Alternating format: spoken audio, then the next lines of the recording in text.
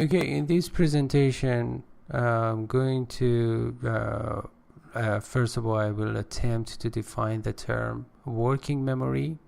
Then I will try to compare and contrast working memory and short-term memory and attention. And in the end, I will attempt to just provide some solutions or practical techniques in order to improve your working memory, or our working memory, which is so significant, I think, these days. Let me see. Okay, it was first, actually, the term working memory was first coined by some scholars such as Miller, Galanter, and Pribram in the 1960s, in an attempt to just compare and contrast our human brain with working computer, because at that time, computer was so hot. I mean, the concept and the topic of computers, and they believe that our working memory is very similar to RAM, to the RAM of computer, or random access memory, not to be let's say mistaken for a hard drive or HDD, I mean hard drive disk, which is very similar to the long-term memory in our brain.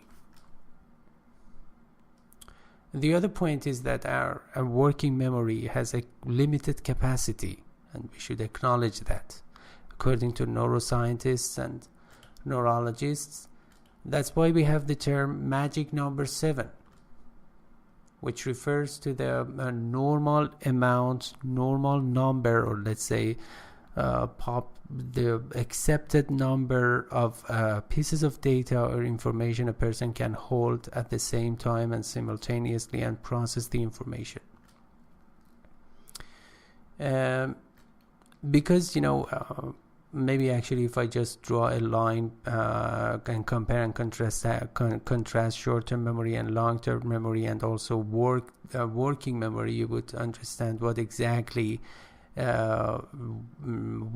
working memory is. Because working memory is more to the concept of short-term memory. Short-term memory has something to do with just storing the information, but working memory has something to do with the storing and manipulating the information.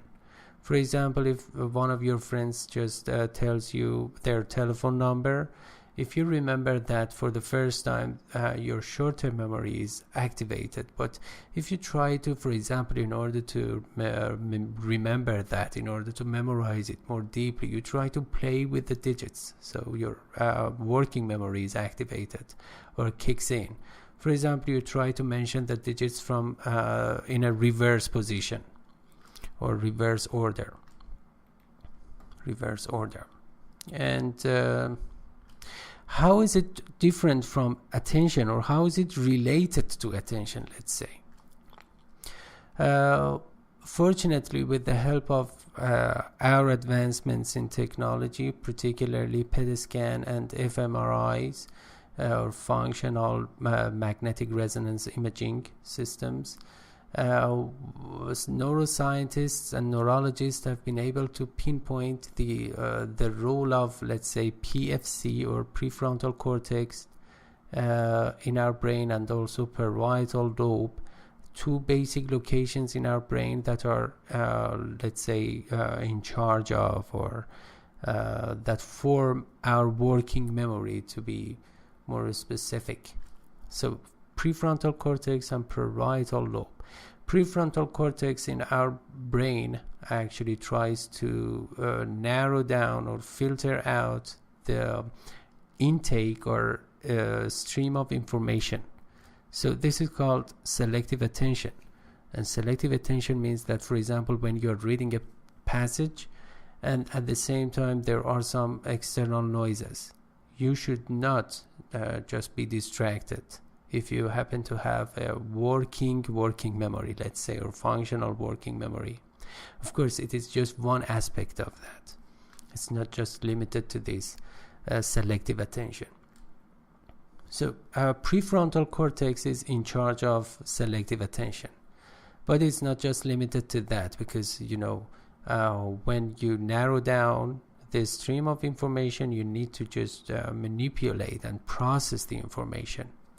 So this is in the hands of parietal lobe, which is a posterior, let's say, location in your brain.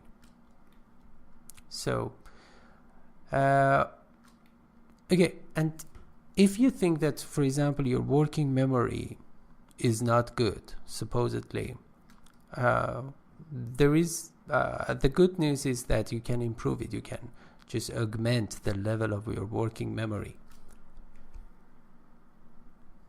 And Klingberg was the first person or scholar actually who tried to make a link between improving working memory and also its beneficial effects on your cognition, or let's say cognitive abilities, with the help of generally some computer programs and even video games. Did you know that there are some special games, video games, online and free, for example, working memory training, and the most important of all is dual N-back task, and I have downloaded and installed them on my cell phone, and you can do that too easily. You can download them from Google Play, and particularly dual N-back task. As I said, it is the most important of all. So it refers to a new stimulus in a long series that must be compared to the one presented n steps back in the series, based on recognition and recall tasks. For example, you have some seconds to memorize the locations, the exact locations of some, for example, shapes. And then after that moment, you should try to make matches, And let me see. There are some other games that I have also experienced, and apart from playing some violent games such as Mortal Kombat or something like this, you can just play these too. Pink boxes and working memory training. These are really my favorites. And also some scholars such as Daneman and Carpenter, 1980, they conducted a series of longitudinal studies on the relationship or correlation between actually reading comprehension practice and skills, that is to say mastering some skills in reading comprehension, and their effect on working memory. And they noticed that actually there is a positive correlation between your mastery in those skills and also your improvement. I mean, any possible improvement in your working memory. So particularly if the length of those passages is long enough or really long, actually you can just expect to make some improvement in your working memory. Because you need to, as a kind of active, let's say, reading practice, you need to just store and manipulate different pieces of information simultaneously for processing them. And from that point of view, actually, you can make some improvements in your working memory. Thank you very much. Now I'm ready to answer your questions. Thank you. Thank you so much. Thank you so much. You're welcome. So I didn't get the chance, to rehearse it. It was rather improvised, but anyway, yeah. That was great. Thank you. Thank you. But just a question. You talked about prefrontal cortex in our brain. Mm-hmm. I was watching it, let's say, TED Show video, and that was about making our creativity better. Mm-hmm. And the narrative talked about dorsolateral prefrontal cortex, and he said that, as you said, it has a filtration role in our brain, and it is harmful for our creativity. And sometimes, for example, we are stressed, or for example, I don't know, we have a job interview or something like it, and it could help us to to calm down, as I understood. I'm not completely sure, but if we want to be really creative, we need to be able to control that part of our brain. And You mean prefrontal cortex? yeah, I think it has some negative aspects about creativity. Yeah. Have you heard something about it, or? Yeah, to some extent I know, because neurology is my favorite branch of science, and I plan to become a neurolinguist, and I'm deeply into that. Well, as a matter of fact, prefrontal cortex is your chief executive, is the chief executive of your brain and also your body and your soul, spirit, and everything.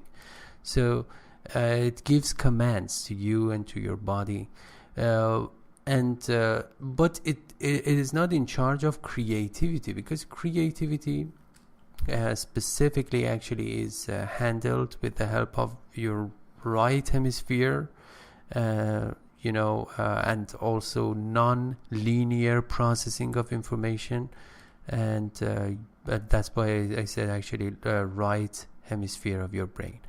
But prefrontal cortex is in charge of attention, focusing, awareness, consciousness at the same time, and even actually processing the information for mathematical purposes. For example, you want to do some math problems, so you don't need to be creative at that time. You need to just be analytic. You see what I mean? And but one of the most important aspects or responsibilities of let's say prefrontal cortex is setting priorities, something that is unique to humans. We can plan or make plans for our future and set priorities, and this is a very high task, a very important task. And so setting priorities, decision making, these two important tasks that are almost unique to humans actually are handled by our prefrontal cortex. But about creativity, actually there is another story. First of all, you need to have attention. If you do not pay attention, you cannot form memories. If you don't form memories, you cannot have your own identity. So if you don't have your own identity, you cannot just process the information for future references, so you cannot be creative. And also you need to have a clear mind and peaceful mind. Your mind must be at peace, so that you will be able to have your own creativity, because creativity sometimes is a spark that is ignited all of a sudden. For example, like Archimedes, I don't know how to pronounce it in English, actually he was just taking a bath, and in the middle actually he said Eureka. It just comes to you all of a sudden, but it is the byproduct of many other factors. Yeah. Yes, okay. But I think, is it right to say that for creativity, because we have heard that some people say that some people are right-handed hemisphere and some people are left-handed hemisphere, and the narrator was saying that it is an illusion, because for generating a new idea, you have to, let's say, you need both hemispheres for generating a new idea. We have a term which is called neuroplasticity. And neuroplasticity means that actually if one part of your brain is damaged, and if the damage is not so deep or intense, the other parts of your brain are able to compensate or make up for that damage. So the brain is not like a piece of bone. It is flexible, it is malleable. But generally, forming new concepts or ideas, or let's say concepts, takes place in the right hemisphere, which is actually not logical, but more spatial, spatial, the adjective form of space. So because of that, for example, navigating from one place to another is handled by your right hemisphere, and also emotions or the shape of faces, human faces, face recognition is performed by right hemisphere, and also imagination, imagination, visualization, these tasks are performed by in the right hemisphere. That's why I believe that creativity more or less is the main or chief responsibility of the right hemisphere, but it doesn't mean that actually it does not have any, the left one does not have any role in that. No. As I said, first, in order to become creative, first of all, you need to be a good receptive person. You need to receive, and then you need to produce. If you do not receive anything, you cannot produce anything. So you need to be attentive, logical, analytic, and these tasks are handled with the left hemisphere. So from that point of view, you definitely need both hemispheres to become a creative person. Okay, thank you. Thank you so much. You're welcome. You're welcome. Can I ask a question? Sure. As you know, there are two types of working memory: auditory memory and visual spatial memory. Can we think of, let's say, working memory in terms of making a video? Is there any similarity between making a video and our working memory? Because auditory memory records what we are hearing, while visual spatial memory captures what we are seeing. And I think there is a similarity between these two. I didn't get your question exactly. What are you trying to ask? Actually, as an example, I want to know, is it correct that we compare working memory with making a video? Making a video, what kind of video? For example, for YouTube or something, are you talking about that? It doesn't matter, because as I mentioned before, in both making video and our working memory, actually we record one auditory memory and one visual spatial memory, right? Mm-hmm. Yes, that's right. This is the intake or input of the information. Working memory, in order to just process the information, first we need to receive the information, and there are two, let's say, perception sources, either auditory or actually visual. It doesn't necessarily mean that actually they are completely different from each other, because these are two channels of information. So we just receive the information either auditorily or visually oriented, and then we need to process the information. Perception is not that important, because perception is generally done with the help of eyes or ears. The processing or processability of the information is really important here. Right. Thank you so much. I wanted to say something to Sasan. Yes, about creativity. When you meditate, both parts of your mind, left and right, work with each other equally, And as you said, when Archimedes, said that I found it, I got it, it's because they were most of the time in a meditative, position. And because of that, they came with the answer. That's it. Great. Thank you very much. You're welcome. As far as I know, when you are meditating, your right hemisphere is more active than left hemisphere. No, it is concentration. It's about concentration. When you concentrate, it's correct. It's true. Okay, but meditate. When you meditate, in a state of meditation, your both part of the mind work with each other equally. It must be like that. And the most important part of your mind that is responsible for to this and creativity is your pineal gland at the center of your brain. It's not about the left or right. Great. Yes. Pineal gland. Pineal gland. Yes. Okay. Tineal. It's pin trees. It comes from pin in the Egypt. We have some pictures about that. Maybe I give a lecture about that in the future. Sure, why not? Yeah. Thank you for the great information. And You're welcome. as a matter of fact, I think it is important to improve our working memory, because we are living in the era of information, and we don't need to just memorize, information. When we have access to, computer devices and, appliances to memorize things, so why should we just bother ourselves to memorize and to stuff our mind with so much information? We need to process the information. Processability of information has something to do with working memory, and also working memory, where I didn't have so much time about that, but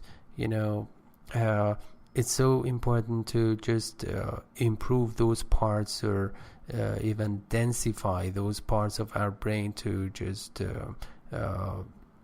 be able to process as much information as possible simultaneously. And it is possible, and in so doing you can improve your IQ. And I don't want to talk so much, but I gave this lecture because I think that it is absolutely important for us to become more intelligent and more processing machines, let's say, or humans. Yes, we need to be. Thank you. You're welcome.